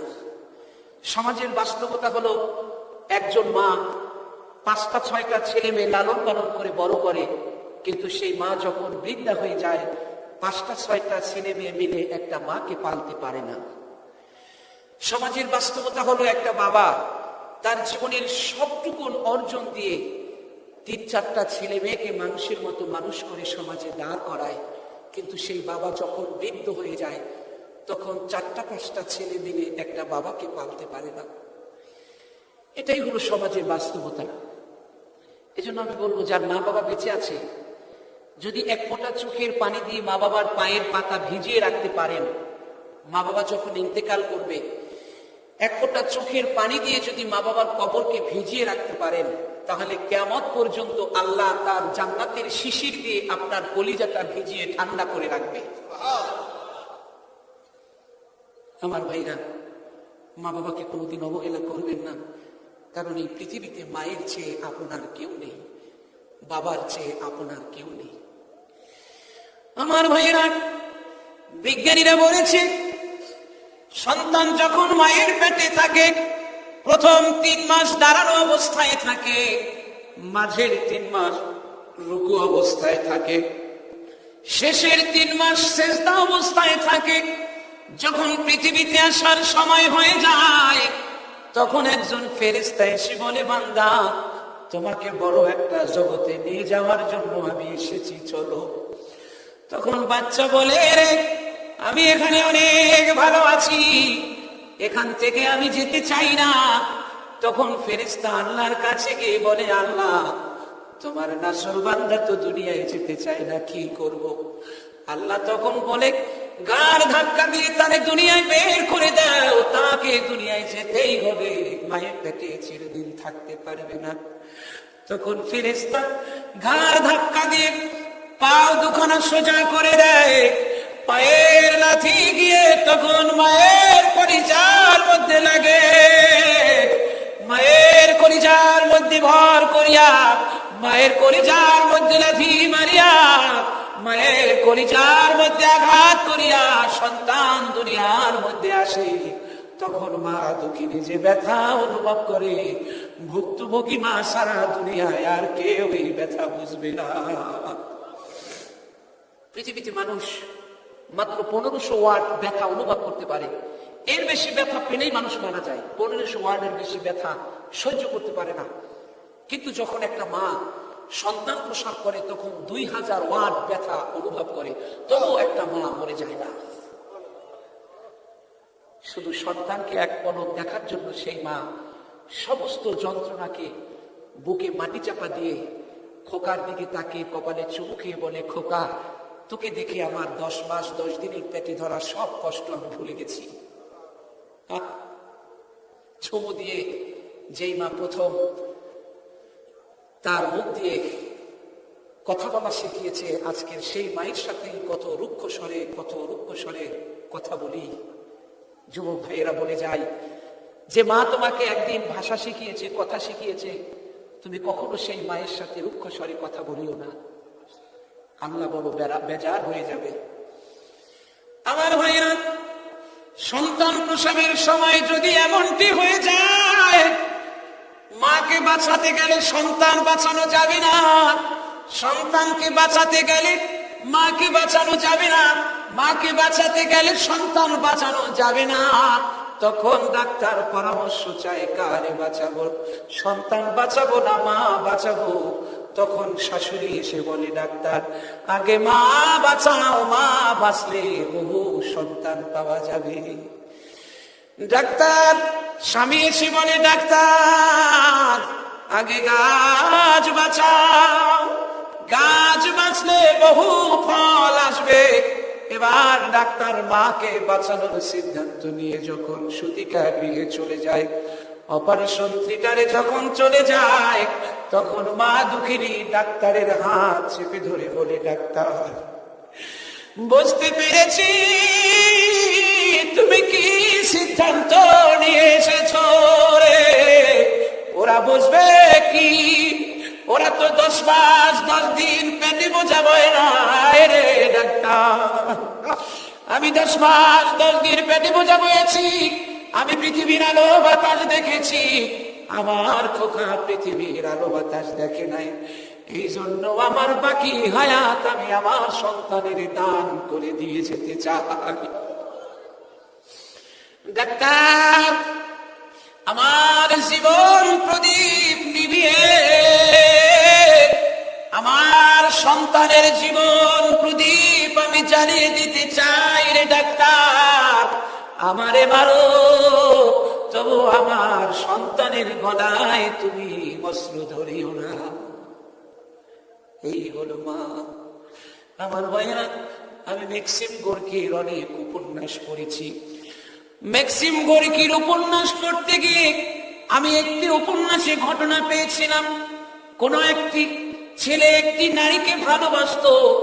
এবার মেয়েটিকে যখন বিবাহের প্রস্তাব দিল, মেয়েটি তখন বলল, দেখো, তুমি যদি তোমার মায়ের কলিজায় আমাকে দিতে পারো, তাহলে বুঝবো তুমি সবচাইতে আমারে বেশি ভালোবাসো, তাহলে তোমার সাথে বিবাহ বন্ধনে আবদ্ধ হব, অন্যথায় তোমার সাথে আমি বিবাহ বন্ধনে আবদ্ধ হব না। ম্যাক্সিম গোর্কি ঘটনাটি ভাবে লিখেছি। এবার ছেলেটি বাড়িতে গিয়ে মাকে মেরে মায়ের কলিজা নিয়ে মেয়েটির দিকে যখন দৌড় মেরেছে, কিছু দূর যাওয়ার পরে হোঁচট খেয়ে ছেলেটি যখন পড়ে গেছে, ছেলেটির হাত থেকে তখন কলিজাটা ছিটকে পড়ে গেছে। ছেলেটি তখন মা বলে একটা আওয়াজ করেছে। তখন মায়ের কলিজা থেকে আওয়াজ ভেসে এসেছিল, খোকা তুই পড়ে গেছো, ব্যথা পাসনি তো বাবা। মায়ের কলিজা দিয়ে যাচ্ছে, আর মায়ের কলিজা থেকে আওয়াজ আসছে, খোকা তুই পড়ে গেছো, ব্যথা পাসনি তো বাপ। এই হলো মা। কিন্তু এই মাকে এখন আমরা ভুলে যাই। যখন আমাদের সুদিন আসে, তখন এই যান্ত্রিক জীবনে মাকে বাবাকে একটু সময় আমরা দেই না। তখন মা বাবা হয়ে যায় সংসারের বড় বোঝা। আমার ভাইয়েরা, গত বছর একটা টেলিফোন এসেছিল আমার মোবাইলে। একটি টেলিফোন আমাকে এতটাই যন্ত্রণা দিয়েছে, এখনো মাঝে মধ্যে রাতে সেই কথা মনে হলে আমার ঘুম আসে না, এখনো রাতে আমি কাঁদি। একটি টেলিফোন আমাকে 200 পৃষ্ঠায় একটি বই লিখতে বাধ্য করেছে, ইসলামে মায়ের প্রতি ভালোবাসা। 200 পৃষ্ঠা লেখার পরে এখনো আমার লেখা শেষ হয়নি। এখনো দ্বিতীয় খণ্ড আবার বের করার জন্য আবার কাজ শুরু করেছি। শুধু মায়ের উপরে এবং বাবার উপরে এত বড় রচনা কেউ করেছে কিনা আমি জানি না। শুধু একটা টেলিফোন আমাকে একটা বই লিখতে বাধ্য করেছে। কি ছিল সেই টেলিফোনে? আমার ভাইরা, রাত 12টার সময় যখন আমি ওয়াজ শেষ করে খাওয়া দাওয়া করে ঘুমাতে গেলাম, অপরিচিত এক নাম্বার থেকে একটা ফোন আসলো। ফোন রিসিভ করার পরেই শুধু কান্নার আওয়াজ শুনতে পেলাম। তিনি কাঁদতে লাগলো আর বলতে লাগলো, আজাদি ভাই আপনি আমাকে চিনবেন না, আমি আপনাকে চিনি। আমি বললাম, কে আপনি? লোকটি বলল, আজাদি ভাই কিছুদিন আগে আপনি খিলগাঁও একটা ওয়াজ করেছিলেন, সেই ওয়াজে আপনি মা বাবার প্রতি সন্তানের কর্তব্য নিয়ে কথা বলেছিলেন। আমি ওই ওয়াজের একজন দর্শক ছিলাম। আপনার ওয়াজ শোনার পরে আমার বুকের মধ্যে একটা ধাক্কা লেগেছে। আজাদি ভাই বাড়িতে চলে গেলাম। বাড়িতে গিয়ে আমি আমার স্ত্রীকে বললাম, বউ আমার ব্রিফকেস গুছিয়ে দাও, আমি আমার মাকে দেখতে যাব। আমার বুকের মধ্যে জ্বালা শুরু হয়ে গেছে। আজাদি ভাই, আমি আমার ছোট্ট ছেলেটাকে বুকে জড়ালাম, বুকের মধ্যে চেপে ধরে বললাম, বাপ 10টি বছর আগে মা বাবার সাথে ঝগড়া করে বাড়ি ছেড়ে চলে এসেছি ঢাকা। বিবাহ শাদী সম্পর্কিত একটা ব্যাপার নিয়ে ঝগড়া হয়েছে। 10টি বছরে একবারও মায়ের খোঁজ নেই নাই, বাবার খোঁজ নেই নাই। মা বাবাকে যেভাবে আমি ভুলে থাকলাম, তোরাও তো একদিন বড় হয়ে আমারে ভুলে যাবি। আজাদি ভাই, আমি আমার ব্রিফকেস গুছিয়ে জায়নামাজ বিছিয়ে জায়নামাজে দাঁড়িয়ে গেলাম। বাম পাশের জানালাটা খুলে রাখলাম, কখন মুয়াজ্জিন আযান দিয়ে রাতের অবসান ঘটাবে। সারা রাত নামাজের মধ্যে কাটিয়ে দিলাম। যখনই ফজরের আযান হয়ে গেল, ফজরের নামাজ পড়ে আর কারো দিকে না তাকিয়ে আমি মাকে দেখার জন্য, বাবাকে দেখার জন্য অফিসে ছুটি না নিয়ে কাউকে না বলে চলে আসলাম গ্রামের বাড়িতে। আজাদি ভাই, আমার বাড়িতে আসতে আসতে রাত্র 12টা হয়ে গেছে। একটা বাজারে পৌঁছেছিলাম রাত্র 12টার সময়। ওই বাজার থেকে আমার বাড়ি গিয়ে পৌঁছাতে আধা ঘন্টা থেকে 1.5 ঘন্টা সময় লাগে। ওই বাজারে গিয়া কোন রিক্সা আমি পাচ্ছিলাম না। এত বেশি ঠান্ডা পড়েছে, রাত্র 10টার মধ্যেই মানুষ দোকানপাট বন্ধ করে বাড়ি চলে গেছে। শীতের মধ্যে কেউ নাই, আমি কোনো রিক্সা পাই না। এবার আমি একটু সামনের দিকে গিয়া দেখি মাফলার জড়ানো, শীতের মধ্যে ঠক ঠক করে কাঁপে একটা লোক, মুখমণ্ডল কিছুই দেখা যায় না। আমি তার ডাক দিয়ে বললাম, চাচা জাবানি, আমি অমুক বাড়ি যেতে চাই। আজাদি ভাই বলার সাথে সাথে চাচা আমারে বললো, ছাড় আমি যাব ওই বাড়ি। তবে যাওয়ার আগে আমি জানতে চাই ওই বাড়ি আপনার কি হয়, ওই বাড়ি আপনি কেন যাবেন? আজাদি ভাই যখন বললেন ওই বাড়ি কেন আপনি যাবেন, কি হয়, আমি এতটাই রেগে গেলাম। তার উপরে আমি তাই বললাম, তুমি হলে আদার ব্যাপারী, তুমি বলে রিক্সাওয়ালা, আমি হলাম রিক্সার প্যাসেঞ্জার, তুমি ড্রাইভার। রিক্সার প্যাসেঞ্জার যেথায় যাবে ড্রাইভার সেথায় পৌঁছে দেবে, এটাই তো নিয়ম। কেন যাবে, কি হয়, কথা কেন বলতে হবে? আমি খুব করে ধমকালাম। আজারি ভাই ধমকানোর পরে রিক্সা নিয়ে যখন তিনি চলে আসলো আমার সামনে, আমি রিক্সায় উঠে বসলাম। তখন আমি বুঝতে পারলাম না কি ঘটনা হচ্ছে রে আজারি ভাই। রিক্সা নিয়ে চাচা অনেক দূরে চলে গেছে। মাঝ পথে যাওয়ার পরে দেখতে পেলাম অটোমেটিক ধীরে ধীরে চাচা রিক্সার পেট্রোল বন্ধ হয়ে গেছে। আমি বললাম, চাচা তোমার শরীরের দিকে তাকিয়ে তখনই আমি বুঝতে পারছিলাম এত বড় লং ট্রিপ তুমি নিতে পারবা না। তবুও কোনো রিক্সা পাই না দেখে তোমার রিক্সায় উঠলাম। এখন বলো, মাঝপথে রিক্সা বন্ধ করেছো, আমি বাকি পথ কেমনে যাব? চাচা তখন বললো, আমার বুকের মধ্যে একটা ব্যথা উঠেছে রে, এই ব্যথার যন্ত্রণায় আমার রিক্সার পেট্রোল বন্ধ হয়ে গেছে। চাচা আমার কাছে ব্যথার ঔষধ আছে রে, চাচা খাও, ভালো হয়ে যাবে।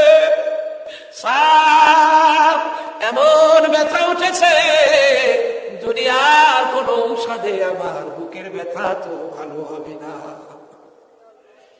কি ব্যথা উঠেছে স্যার, কি ব্যথা উঠেছে চাচা, আমাকে বলো। স্যার আজকের যখন আমি বাড়ি থেকে আসি তখন আমি দেখে এসেছি আমার স্ত্রী কাঁদে। আমি তখন বললাম, স্ত্রী তোমার জীবনে 2 দিন তোমাকে আমি সবচেয়ে বেশি কাঁদতে দেখেছিলাম। আমার একটা ছেলে ছিল, ছেলেটা যখন রাতের বেলা খুব অসুস্থ হয়েছিল, ভাত খেত না, তখন তোমারে আজকের মতো কাঁদতে দেখেছিলাম। তখন আমি জিজ্ঞাসা করেছিলাম, বউ কেন কাঁদো? তখন তুমি আমারে বলেছিলে, স্বামী আমার ছেলেটা কেন ভাত খায় না, এই জন্য আমি কাঁদতেছি। স্বামী রে, ওই দিন আমি কাঁদতাম আমার ছেলে কেন ভাত খায় না, আর আজকের 2 দিন পর্যন্ত ঘরে কোনো খাবার নাই, মুখে দেওয়ার মতো কোনো ঔষধ নাই, তাই আজকে আমার ওই ছেলেটা কত বড় মনে পড়ে গেছে। এই জন্য স্বামী ওই দিন কাঁদতাম আমি, আমার ছেলে কেন ভাত খায় না। আর দেখে যাও রে স্বামী, আজকে আমি কাঁদি কেন, আমার সেই ছেলে আমারে ভাত দেয় না। একদিন কাঁদতাম কেন আমার ছেলে ভাত খায় না, আজ কাঁদি কেন আমার সেই ছেলে আমার এক মুঠো ভাত দেয় না। স্যার আমার জীবনের এই 2টো অঙ্ক মিলে গেছে, আমার স্ত্রীর 2টো অঙ্ক মিলে গেছে। স্যার আমার জীবনের 2টো অঙ্ক মিলে গেছে।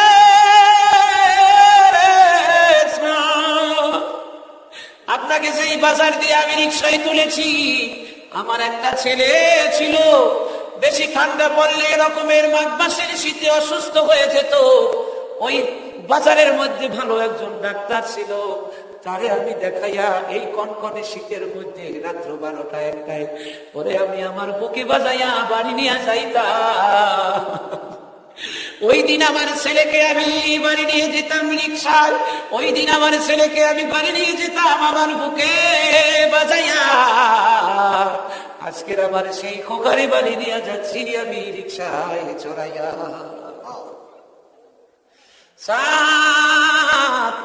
ওই দিন আমি বাড়ি নিয়ে যেতাম আপনাকে আমার বুকে লাগাইয়া, আজকের আপনারে বাড়ি নিয়ে যাচ্ছি আমি রিক্সার পেট্রোল দিয়া।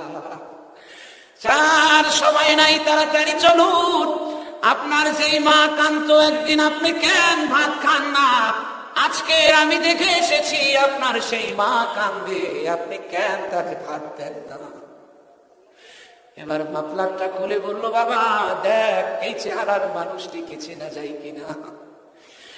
এবার বাবার পাও জড়িয়ে ধরে কাঁদতে লাগলো, বাবারে এত রাতে কোনো মানুষ বাজারে নাই, তুমি কেন পড়ে আছো? পড়ে আছি, কারণ দিনের বেলা রিক্সা চালাইতে পারি না। দিনের বেলা রিক্সা চালাইলে মানুষ বড় লজ্জা দেয়। মানুষ বলে, তোমার ছেলে এত বড় চাকরি করে, এত বড় টাকাওয়ালা, তুমি কেন রিক্সা নিয়ে নামো? বাবা, এই জন্য তোমার সম্মান বাঁচানোর জন্য দিনের বেলা রিক্সা নিয়ে নামি না, রাতের বেলা রিক্সা নিয়ে নামি। তুমি তো আমার 10টা বছর আগে ভুলে গেছো, কিন্তু তোমার মা আজও তোমারে ভুলতে পারে না।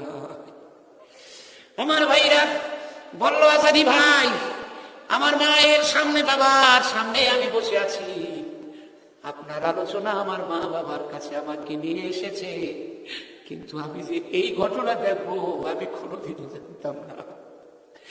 এই হলো সমাজের বাস্তবতা। এই ঘটনাটা শোনার পরেই আমি উঁচু করে কাঁদতে কাঁদতে একটা বই লিখতে বসেছিলাম। এই ঘটনাটা কি ভূমিকা দিয়েই লিখেছি বইটি, ইসলামের মায়ের প্রতি ভালোবাসা। এই বইটি লিখতে গিয়ে আমি বৃদ্ধাশ্রমে গিয়েছিলাম। বৃদ্ধাশ্রমে কয়েকজন মায়ের চিঠি আমি ছেপেছি। সেই হৃদয় বিদারক ঘটনা আমি কিভাবে বলবো। এক মা আমাকে দেখে কাঁদতে লাগলো আর বললো, তুমি না সাংবাদিক, তুমি আমার একটা চিঠি আমার ছেলের কাছে কি পৌঁছে দিতে পারবা? আমি বললাম, কি চিঠি? আমার জড়িয়ে ধরে বললো, বাবা, একটা বছরে আমার ছেলে বৃদ্ধাশ্রমে রেখে গেছে, কোনোদিন খবর নেয় নাই।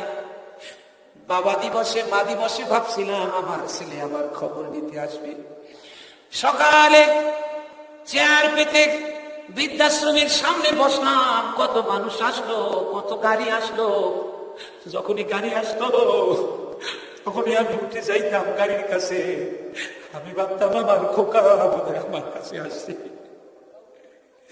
বাবা, কত যে মনে পড়ে আমার সেই খোকার কথা। আমি ভাত না খাওয়াই দিলে খাইতো না। সেই খোকা আজকে আমারে ভুলে গেছে। সন্ধ্যা পর্যন্ত বিশ্ব মা দিবসে আমি বৃদ্ধাশ্রমের সামনে বসে কাটালাম, আমার খোকা আমারে দেখতে আসলো না। এজন্য আমার খোকার জন্য আমি একটা চিঠি লিখেছি, তুমি একটু চিঠিটাকে পৌঁছাই দেবা। আমার চিঠিটা তখন তিনি খুলে দিলেন। কি যে সুন্দর হাতের লেখা, কি যে সুন্দর হাতের লেখা। আমি তখন দেখে বললাম, মা গো, তোমার হাতের লেখা এত সুন্দর, আমি মুগ্ধ হয়ে গেছি। আমারে বললো, বাবা, আমার এই হাত দিয়ে আমার ছেলেদেরকে হাতে খড়ি দিয়েছিলাম একদিন।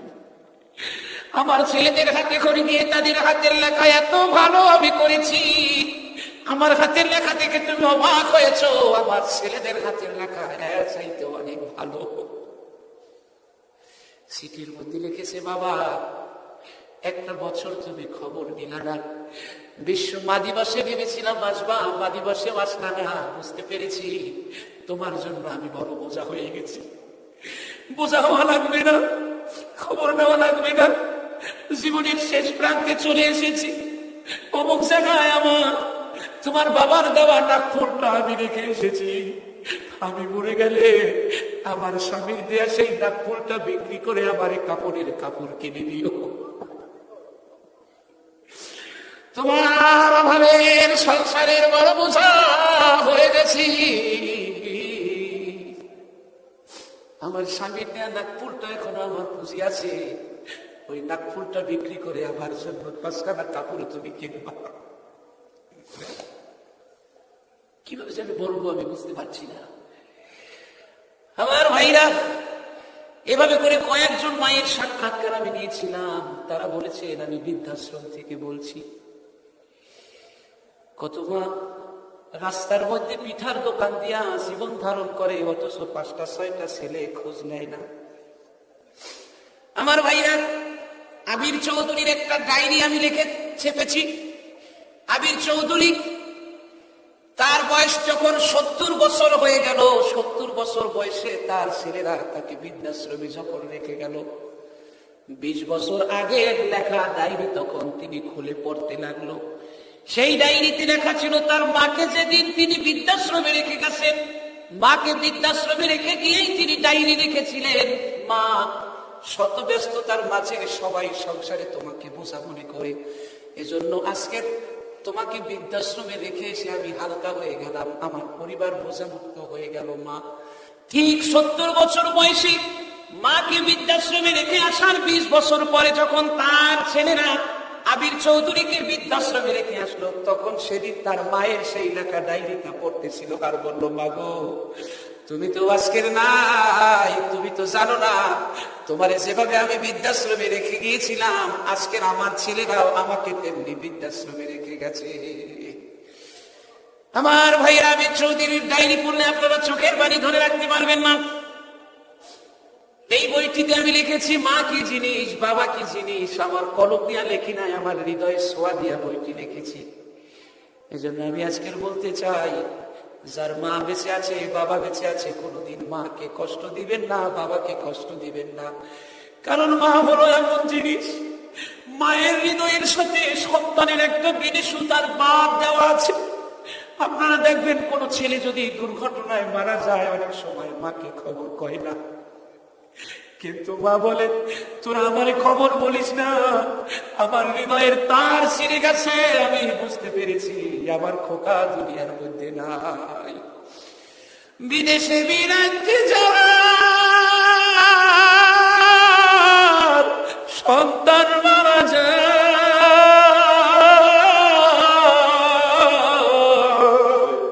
পশু পাখি জানার আগে খবর জানে মা। প্রতিবেশী কাদার চেয়ে বেশি কাঁদে মা। কিছুদিন আগে আমার বিটিভিতে একটা রেকর্ডিং ছিল, ফকির আলমগীরেরও সেদিন রেকর্ডিং ছিল। তো ফকির আলমগীর ভাইকে আমি ধরে বললাম, আলমগীর ভাই আপনি একটা গান লিখেছেন, সেই গানটি শুনলে আমি চোখের পানি ধরে রাখতে পারি না। আপনি কিভাবে এই গানটি লিখেছেন? মায়ের আগে দাদ দুধের দাম কাটিয়া গায়ের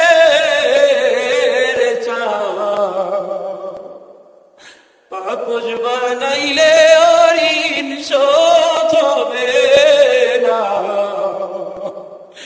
এমন দরদি ভাবে কে হবে না আমার মা গো। আপনি কিভাবে লিখেছেন এই গান? ফকির আলমগীর আমাকে বলল, আজারি ভাই এই গানটি লিখে মাদেরকে আমি ছোট করেছি। কিভাবে ছোট করলেন?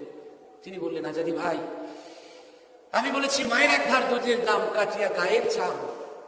আজাদি ভাই কোন সন্তান যদি নিজের কলিজা কেটেও মাকে দুইখানা জুতা বানিয়ে দেয়, চামড়া কাটো কলিজা কেটে জুতা বানিয়ে দিলে তবুও এক ধার দুধের দাম শোধ হবে না। এই হলো মা। এই মাকে আমরা ভুলে যাই, বাবাকে আমরা ভুলে যাই, এমনটি যেন না হয়। ব্যস্তময় জীবনে মায়ের খবর নেবেন, বাবার খবর নেবেন। নতুন ফল ফলাতে উঠলে বাবার জন্য নতুন ফল আগে কিনে নেবেন, মাকে আগে কিনে দিবেন। বাজারের ব্যাগটা নিয়ে মায়ের হাতে দিবেন, মাঝে মাঝে বাবাকে গোসল করিয়ে দিবেন, হাতের নখ কেটে দিবেন। মায়ের জন্য সবচেয়ে ভালো দামের একটা শাড়ি কিনে মাকে দিবেন। মাঝে মাঝে মায়ের মাথায় তৈল দিয়ে দিবেন, মায়ের পায়ে একটু তৈল মালিশ করে দিবেন। বিশ্বাস করুন, আপনাকে যত নিয়ামত আল্লাহ দিয়েছে, যদি মা বাবা বেঁচে থাকে, মা বাবা হলো আপনার জীবনের সবচেয়ে বড় নিয়ামত। এই মা বাবারে যদি কষ্ট দেন, মা বাবার অন্তরে যদি আগুন জ্বালান, সে আগুন লাগবে আপনার সংসারে, দুনিয়ার সব পানি দিয়ে সেই আগুন নিভাতে পারবেন না। এই জন্য খবরদার, মাকে কষ্ট দিয়েন না, বাবাকে কষ্ট দিয়েন না। মা বাবার প্রতি সদয় হবেন, সেই হোক ব্রত। অনেক রাত হয়ে গেছে, অনেক কথাই তো বলে ফেলেছি। আল্লাহ আমাদের যতগুলো কথা বলেছি সবগুলো কথা আমল করার তৌফিক দান করুক, এবং মা বাবার প্রতি যত্নবান হওয়ার তৌফিক আল্লাহ আমাদের সকলকে দান করুক। বলুন আমিন। হাবিবিনা ওয়া মাওলানা মুহাম্মদ সাল্লাল্লাহু আলাইহি ওয়া আলা আলিহি ওয়া আসহাবিহি ওয়া বারাকা ওয়া সাল্লাম। আল্লাহুম্মা আমিন। রব্বানা ظلمنا أنفسنا وإن لم تغفر لنا وترحمنا لنكونن من الخاسرين ربنا آمين। গভীর রাত হয়ে গেছে,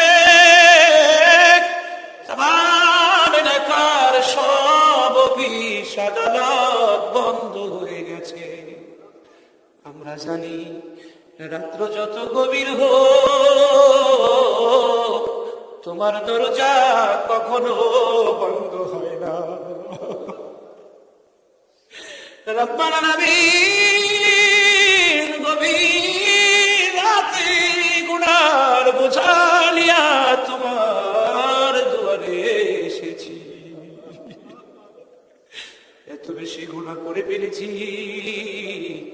গুনার দিকে তাকাইলে মনে হয় তুমি মোদের কবরে মারবা। এত বেশি গুনাহ করে ফেলেছি,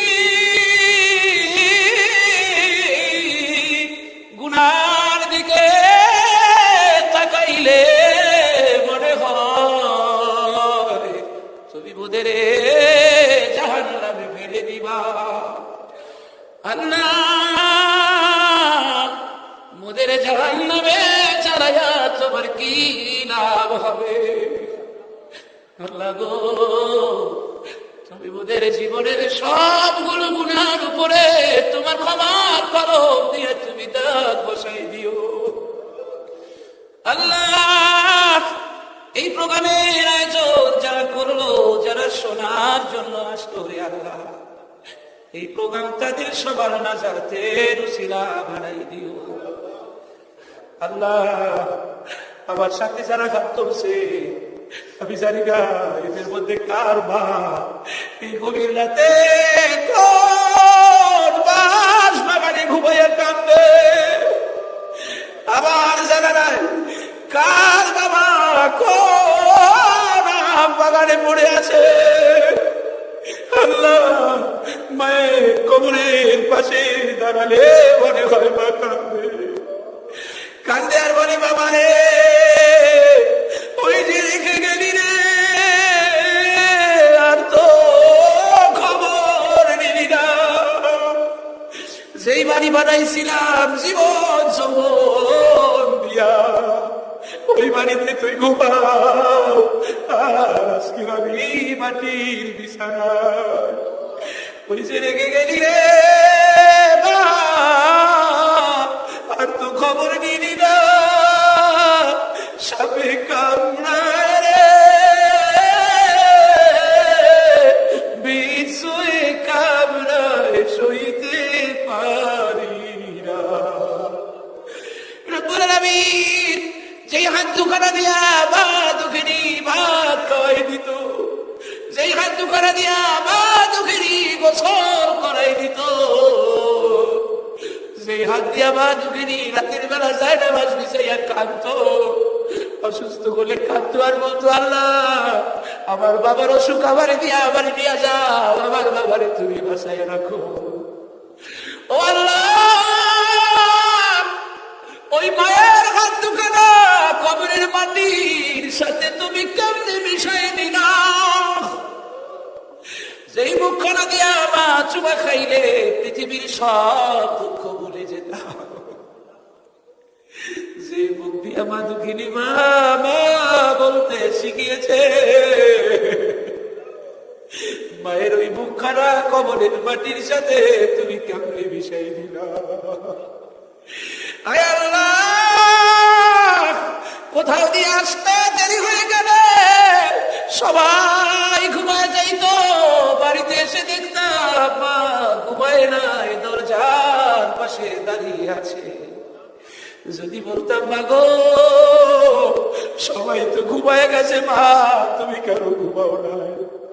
মা বলতো বাবা তুই বাইরে থাকলে কেন যেন বিছানায় ঘুম আসে না। কোথাও দিয়ে আসলে সবাই চাইতো ব্যাগের দিকে, কার জন্য কি আনা হয়েছে। মা চাইতো মুখের দিকে, আরে আমার বাবা কখন খাইছে। এখন আর বানাই, এখন আর পথের দিকেও কেউ তাকায় না, এখন আর মুখের দিকেও কেউ তাকায় না। আল্লাহ, যার মা কবরে পুড়ে গেছে, কারোর বাবা মারে কবরে কান্দাইও না, কারোর মা বাবার কবরে আগুন জ্বালাইও না, কারোর আযাবের জায়গা বানাইও না। সবার মা বাবার জীবনের গুনাহগুলো আল্লাহ মাফ করে সবার মা বাবার কবরগুলোকে জান্নাতের বাগান বানায় দিও। আল্লাহ গো, কবরের কথা মনে করে বড় ভয় লাগে। দিনের বেলা যেই কবরস্থানের কাছ দিয়ে হাঁটতে ভয় লাগে, ঝড় বর্ষার রাতে, অমাবস্যার রাতে ওই কবরে কেমনে একা থাকবো। সাথী নাই রে, বাতি নাই রে, সাথী নাই ওই কবরে কেমনে থাকবা একা ভাই। আল্লাহ ওই কবরটা আমাদের জন্য তুমি জান্নাতের বাগান বানাই দিও। রব্বির হামহুমা কামা রব্বায়ানি সগীরা, রব্বির হামহুমা কামা রব্বায়ানি সগীরা। সুবহান রাব্বিকা রব্বিল ইজ্জাতি আম্মা ইয়াসিফুন। আল্লাহ, তামাম সোনার গান লোকজনকে তোমার হাতে রেখে গেলাম। এই এলাকার উপরে তোমার রহমান বরকত নাজিল করো। এই প্রোগ্রামের সওয়াব তামাম এলাকায় যত মুর্দা অন্ধকার কবরে ঘুমিয়ে আছে সবার কবরে পৌঁছে দাও। আল্লাহ, তামাম এলাকার উপর দিয়ে আসমানি বালা জমিনি বালা তুমি উঠাই নিও। সুবহান রাব্বিকা রব্বিল ইজ্জাতি আম্মা ইয়াসিফুন ওয়া সালামুন আলাল মুরসালিন والحمد لله رب العالمين وجعل آخر كلامنا عند الموت لا إله إلا الله محمد رسول